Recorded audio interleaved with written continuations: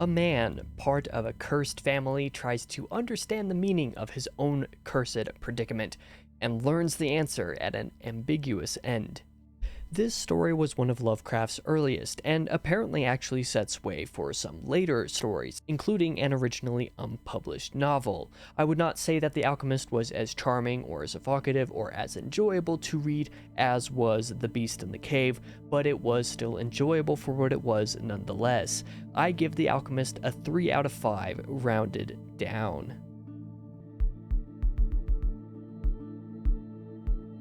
So, first and foremost, I think that Lovecraft does a fine job playing with time in this story. There's a very stark emphasis placed on age and the way that time passes, in a very unique way, I would say. It's mostly in the context of mortality. For instance, every man in the narrator's family has died at around the age of 32 due to a supposed curse in his family, and this curse and the way that time influences it was explored in a sort of similar way to The Beast in the Cave, in the fact that, like, the mystery weaves itself through the story leading up to the very end, and even pretty similar in the fact that the very end kind of ruins the way that the story up to that point leaves the reader's mind turning throughout the entire experience, before subsequently blurting out the answer directly at the end.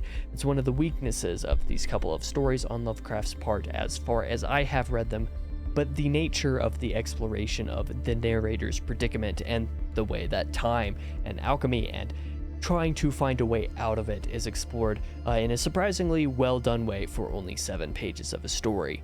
I thought it was fun and creative, if not as, perfectly executed as one might hope. It was still one of his earliest stories that he ever wrote, so it absolutely makes sense that this is the case. He was just getting warmed up.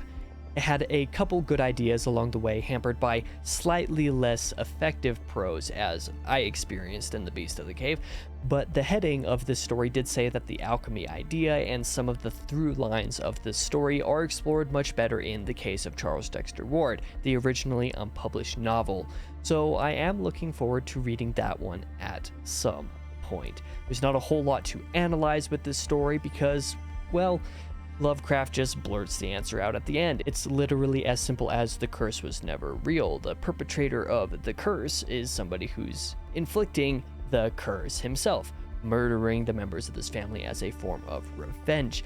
And the reason he's able to do this after countless generations of this happening is because he was an alchemist who discovered how to,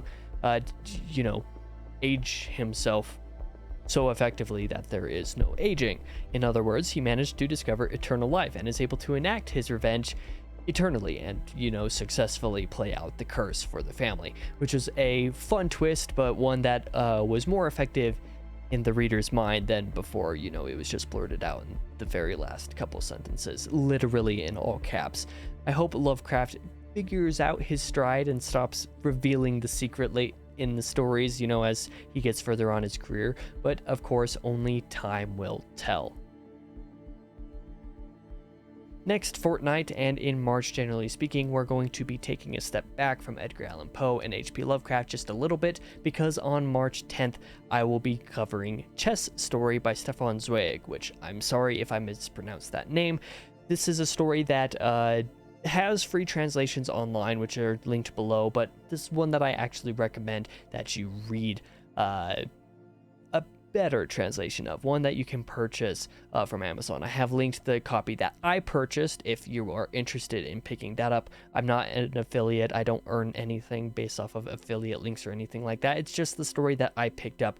So if you're interested in checking out the story, it's a very popular one that my friends have been talking about for the last couple weeks, raving about, really. It's one that I recommend that you check out for yourself so that you can tune in here, even though it is technically a novella, for the next episode of Short Story Sundays. I hope to see you there.